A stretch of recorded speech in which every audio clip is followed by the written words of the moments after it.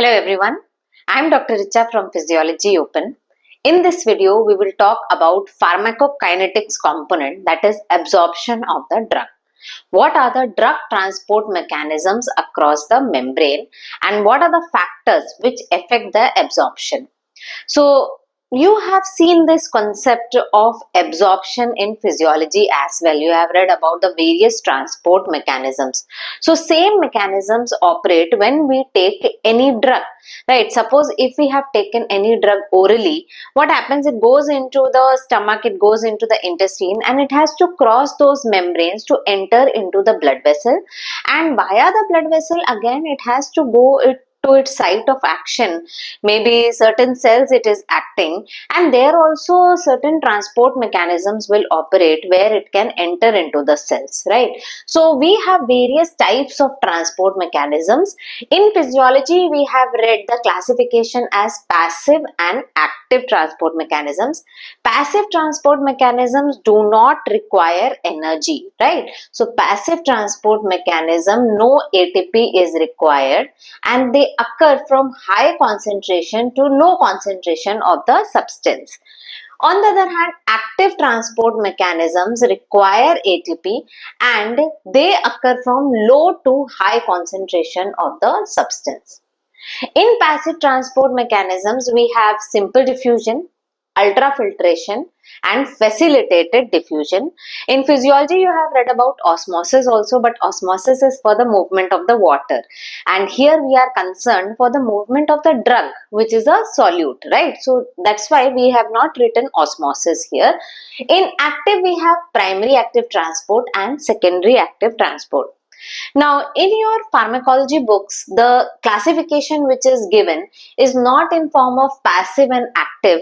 In fact, it is given in form of that where the carrier protein is not required and where the carrier protein is required. So, same thing we can study as like these two where the carrier protein is not required, that is the simple diffusion and ultrafiltration, and then facilitated diffusion because it is facilitated by a carrier protein. That means there is a protein which is present on the membrane which will be responsible for the transport of the substance. So, these three, facilitated diffusion, primary active transport, secondary active transport, are the ones which require the carrier protein. That means a protein is present on the membrane which will help in the transport of the substance. Okay. Now, apart from these, there is another transport mechanism that is for the large macromolecules, that is the endocytosis. And this also we will see that certain drugs are transported by these mechanisms. So, moving on to the various drug transport mechanisms, how the drugs are transported and what are the factors which affect the transport of drugs through these mechanisms, right? So, first is simple diffusion. Can you recall from physiology that what type of substances will pass the membrane via simple diffusion? Well, simple diffusion is, as the name suggests, it is simple. That means as the drug is added, say suppose you have taken the drug orally and this is the lumen of the GIT and here this is the enterocyte. Now the drug has to just cross this membrane just like that. It has to dissolve into the membrane, it has to pass through the membrane and enter into the cell. So because this membrane is lipids, this simple diffusion occurs for lipid soluble substances, very important. Okay, so it has to be lipid soluble, then only it will cross the membrane via this simple diffusion, right? Then obviously it is occurring from high to low concentration, and when we are seeing about drugs, we will always talk about high to low concentration because we have taken the drug and this drug is moving from the concentration from the area where you have administered the drug. Maybe you have given the drug orally, rectally, but there, that site, the concentration of the drug is the maximum.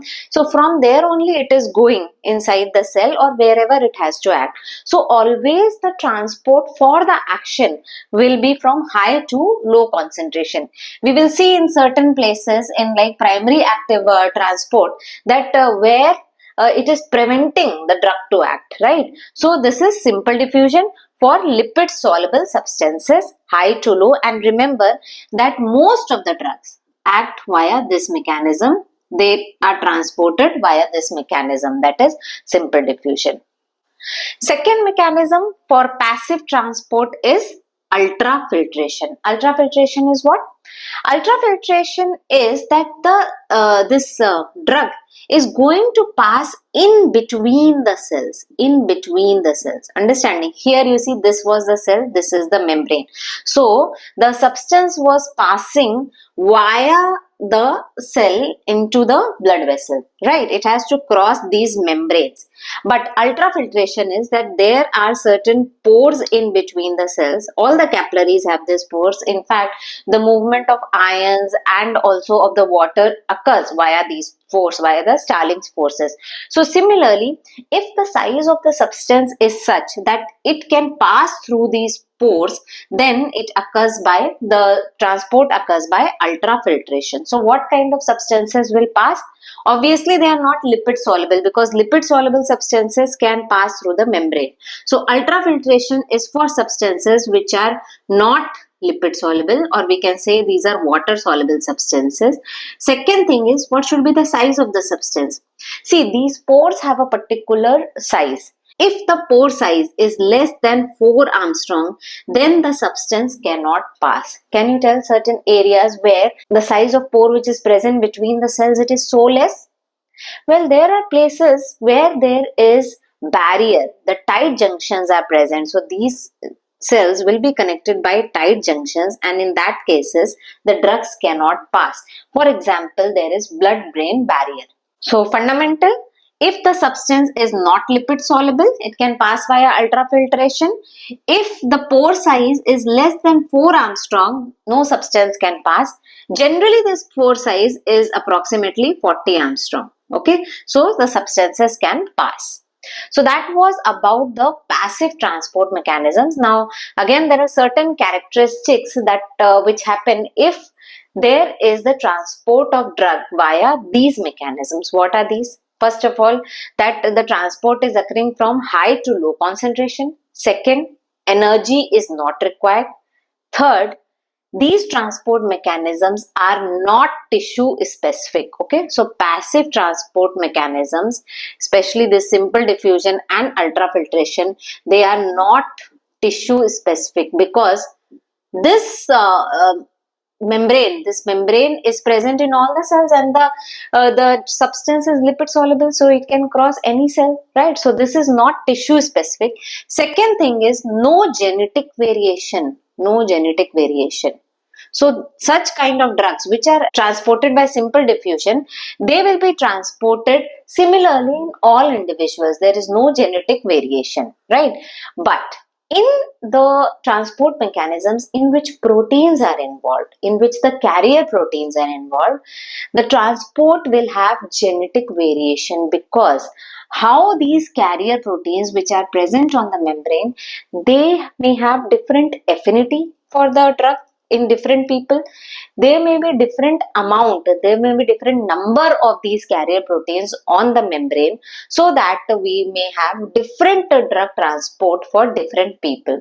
So that will affect the absorption of the drug in different people. We know that there are certain drugs, okay, which can act better in some people, but they are not very useful for other people.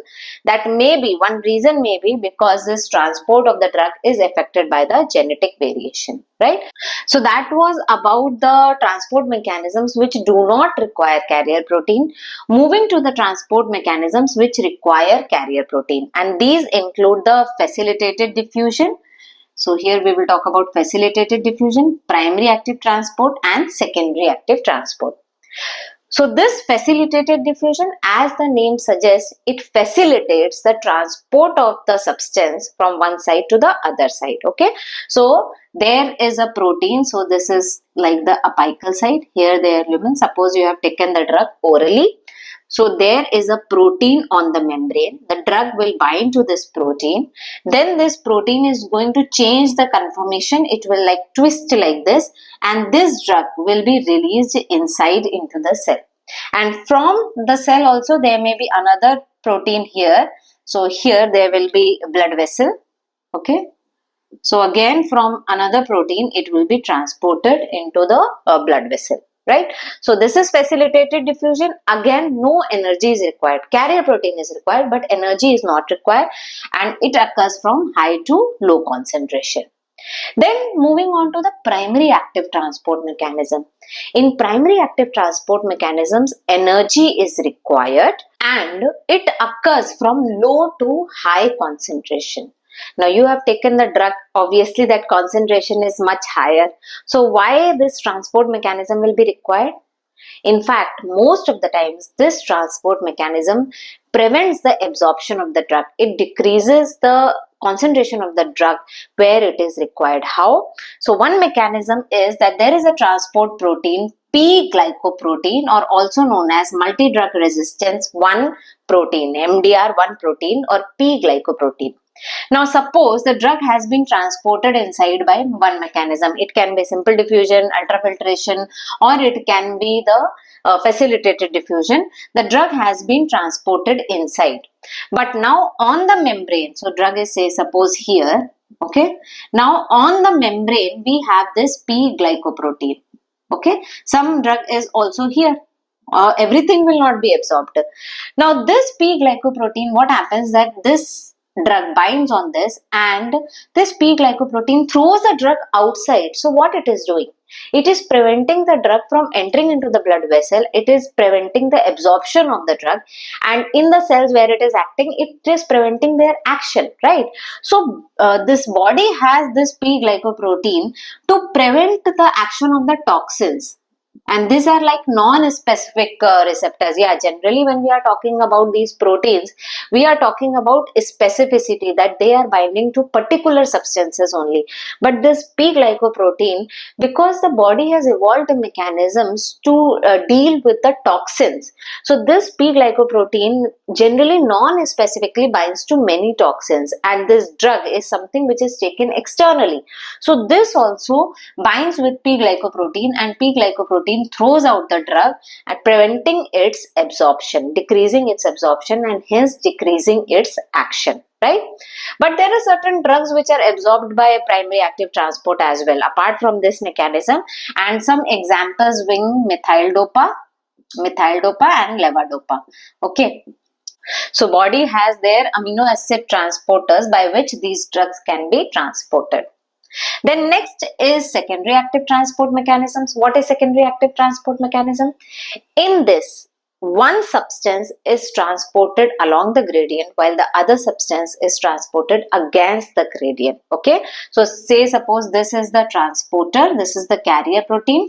One substance, generally sodium is transported from its high to low concentration, while other substance is transported from its low to high concentration. So say suppose the concentration of the substance is low here, it is transported inside, okay. So this gradient, this movement of the substance from its high to low gradient releases energy. This energy is captured for the movement of another substance from its low to high concentration. So again it is an active transport because it is moving the substance from low to high concentration, that is against concentration gradient, but directly energy is not required. In fact, in this primary active transport, here their ATP hydrolysis is occurring by this protein as well. There is ATP binding site there and ATP hydrolysis occurs here. So these type of carrier proteins are known as ABC, that is ATP binding cassets. That is the family of these carrier proteins. But in this secondary active transport, we don't see this ATP binding site. In fact, ATP is utilized by another transporter, that is the sodium potassium ATPase. Okay, so this is maintaining the concentration gradient for the sodium ion. Sodium is kept less inside because this throws out 3 sodium ions, so sodium is less inside, and because of this only sodium can move from its high to low concentration and thus releasing energy which is captured for the transport of another substance. Now in this secondary active transport we have two types, that is the co-transport and counter transport. Co and counter transport. Co-transport means the substances are transferred in the same direction. That means sodium is also moving inside. Another substance is also moving inside, but from low to high concentration.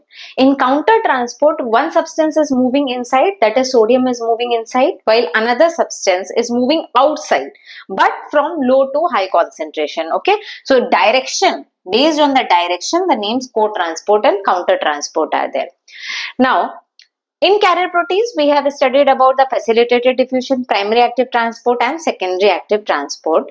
Now, there are certain characteristics of these carrier mediated transports which are different from that of the transport mechanisms where no carrier is required. What are these characteristics? First of all, what are the type of drugs which are transported? See, if the size of the substance is larger, still, even though it is lipid soluble, but if it is larger, then it cannot be transported by simple diffusion. It will transport, but the transport mechanism will be very, very slow. It will take a lot of time. So, carrier protein helps in that. Okay. Then, for the less lipid soluble, that means more water soluble substances also, we have this carrier protein.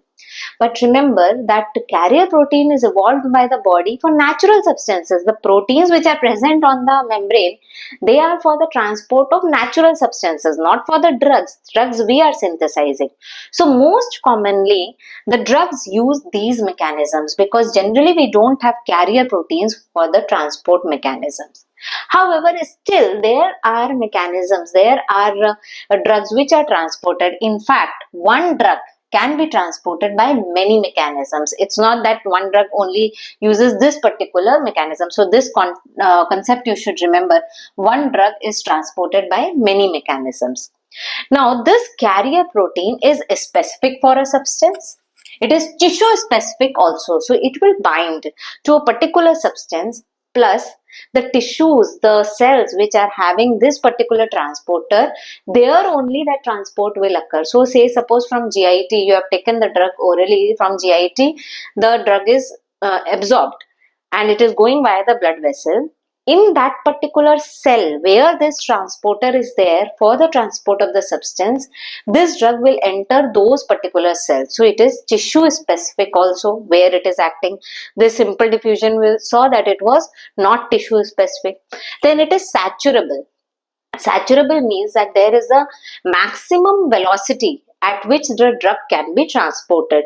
So that depends on the number of these carrier proteins. If the carrier protein number is less, you see that the drug is binding and getting transported. So less number means less number of drugs can bind, and the rate of conformation change, shape change of this receptor, this protein, will determine what is the rate of the transport. So it is saturable, that is the maximum rate at which it can be transported.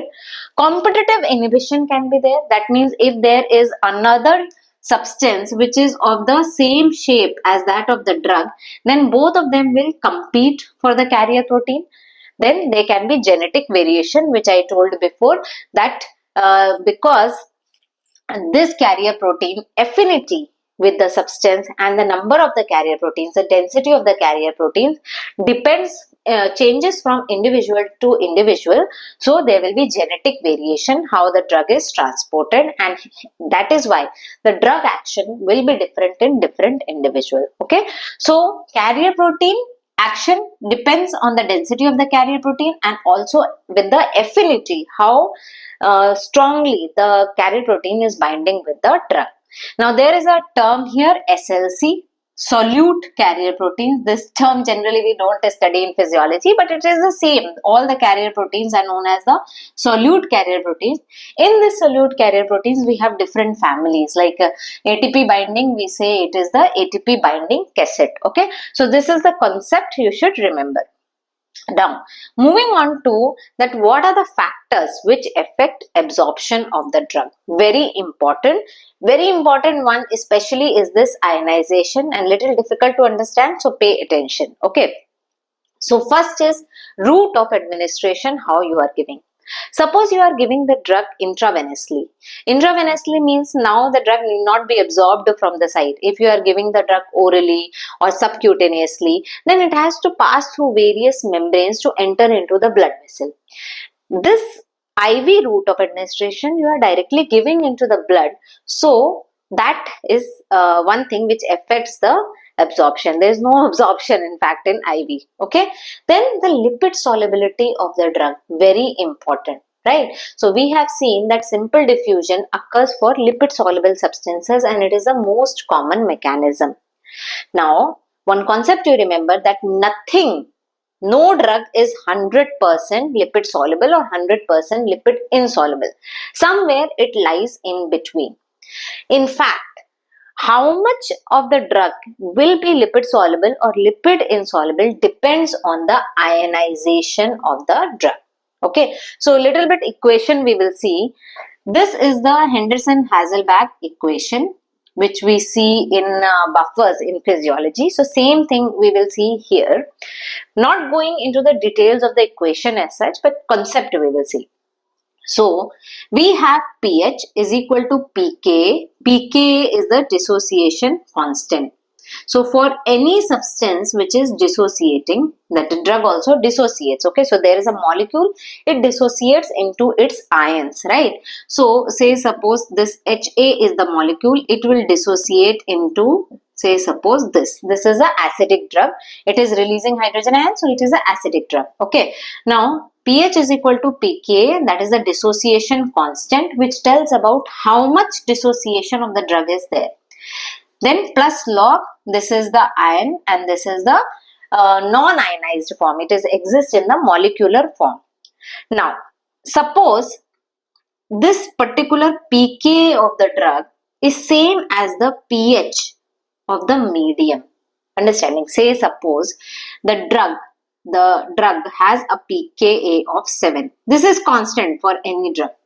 Now, in the medium where it is getting absorbed, say suppose you have taken orally and in the intestine, abstract we are seeing that the pH of the drug, pH of the medium is 7. In that case, what will happen? The drug will be 50% in ionized form and 50% it will be in the non-ionized form. Why? You see that if pH is equal to pK, you bring it here, right? So what will happen? pH minus pK, so this is same, so this will become 0, is equal to log A minus H plus. And when will this value become equal to 0? When both are same. Okay, so that will become 0, and that means it is 50% ionized and 50% in non-ionized form. So remember that when pH of the medium is equal to pK of the drug, in that case the drug is 50% ionized and 50% non-ionized, right? And we are talking here about the acidic drugs. Now this concept affects the absorption, distribution and excretion of the drug. Let us see how. So we are talking about absorption first. Now say suppose that this is the membrane, right? And here is the drug. And if it is in 50% ionized and 50% non-ionized form, that means only the non-ionized form 50% will be easily able to cross the membrane, right? It will enter here. This is the cell. But suppose somehow if this non-ionized form increases, then what will happen? Drug absorption is going to increase, and that happens when for acidic drugs when pH becomes acidic. Understanding? So for acidic drugs, when the pH becomes more acidic than the pKa, acidic, remember this please concept that when the pH becomes more acidic compared to the pKa, then the drug absorption is going to increase. Why? See, we are telling that pH has decreased. Acidic means decreased. Okay, so that means this 7 has become 6. So 6 minus 7 we will do, here it will become minus 1, right? So when this will become minus 1? When the denominator has increased, then only this log value will go to minus. Understanding? Please try to understand this, that pH is equal to pK, then it is 50% ionized and 50% non-ionized. When pH becomes more acidic, and we have brought this pK this side, pK is brought to this side, so pH minus pK will be minus 1. Say suppose this pH is more acidic, right? 6 minus 7, it will come minus 1. So this log value, when it will go towards the minus, when the denominator has increased, isn't it? So that's what we are telling, that acidic substance, when the medium is more acidic, then the absorption increases because the substance is more in the non-ionized form. Okay, so simple concept in one line we will remember, that acidic substances are absorbed more in the acidic medium, alkaline substances are absorbed more in the alkaline medium. Very important. Okay, so where the drug is being absorbed, how much it is being absorbed depends on the pH of the medium as well. So say suppose acidic drug is there, say aspirin is there, it is absorbed from the stomach itself because its pK is very less and its stomach pH is lesser than the pK. Okay, on the other hand, alkaline drugs will be absorbed in the intestine. Now, this concept also affects the distribution of the drug. What is that distribution of the drug? See, again we are seeing here, now I will make a little larger cell, this. Now say suppose here is the medium of the where the drug is present. Here acidic drug is there and the pH also is acidic, right? So here the drug is in non-ionized form. Now it is getting absorbed. So it gets absorbed, but suppose the pH here increases. It is alkaline here. So here the pH is acidic and inside the pH is alkaline. What is going to happen? So before crossing it was in non-ionized form, but once the drug crosses, because the pH has increased, so inside it is ionizing. So once it gets ionized, it cannot go back, right? It cannot enter into the blood vessels. So the ion is getting trapped within the cell, and this concept is known as ion trapping, right?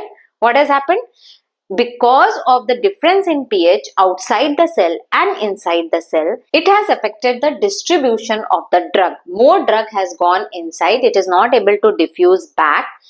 And this concept is important for two things. One, for the therapeutic value of the drug. That means suppose this is the cell where the drug is acting, right? So after absorption also it is going to go into the place where it is acting, right? So suppose this is the cell where it is acting. So good that once inside the cell it is trapped there, it will be able to act there more because it is concentrated within the cell, one thing.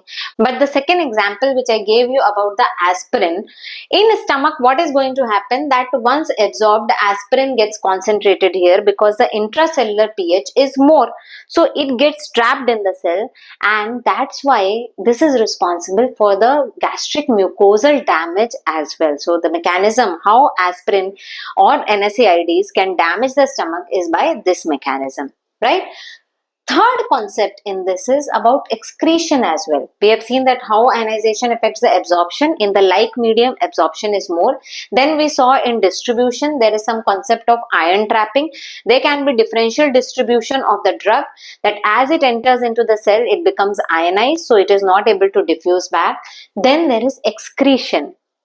In this, you remember that acidic drugs are excreted more in alkaline medium. Okay, opposite than that of absorption. Acidic drugs are excreted more in alkaline medium and vice versa. Alkaline drugs are excreted more in acidic medium. Why so?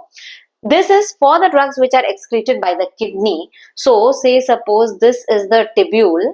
What will happen, that these drugs will get filtered, right? And again the tubules have cells.